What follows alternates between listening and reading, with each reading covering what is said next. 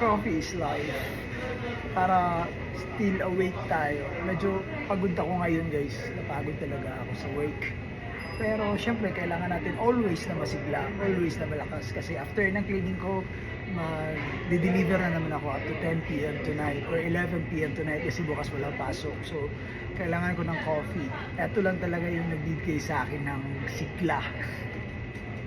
Ito yung nagbibigay sa akin ng energy para makapag go on pa ako sa ako mga atimanunun sa ako mga trabaho.